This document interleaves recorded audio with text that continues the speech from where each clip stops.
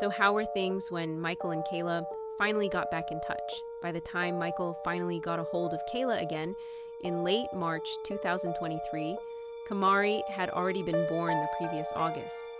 He was 7 months old, and this was the very first time Michael was able to connect with his son and his mother.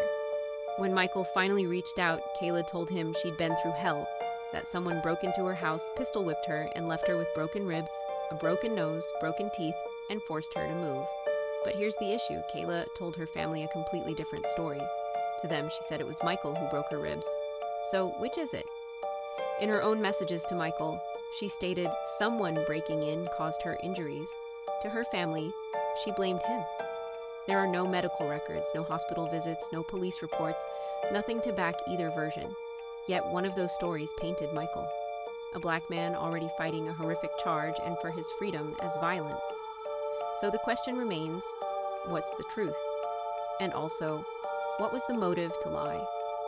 Just a few days later, on April 2nd, 2023, Kayla reappeared in Michael's messages with what looked like her usual pattern of far-off claims. She told him she was living in New York now, going to school for microbiology, and that she had gotten pregnant again through IVF, even sending a screenshot from a random IVF clinic.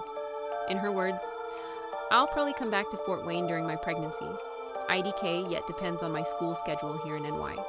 Maybe can see your son, IDK, if they can allow that. Told me if I had him anywhere around you, they were going to take him from me."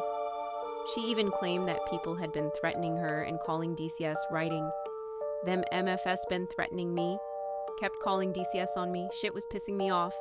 I ain't know if it was you doing it or them, but they ain't find shit. Son well taken care of." But none of her story checked out. She had never left Fort Wayne. She wasn't in school. And she was pregnant again, but not through IVF like she claimed, but by another man. Michael didn't care that she was pregnant by another man. They weren't together anymore, and he felt happy for her that she was moving on with her life after what had happened to Kayvani, her and him.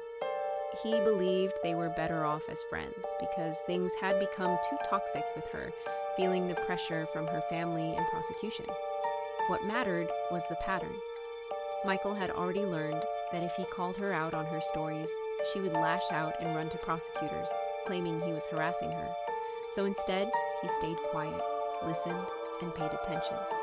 And when you look at her own words, you start to see the pressure she described being under.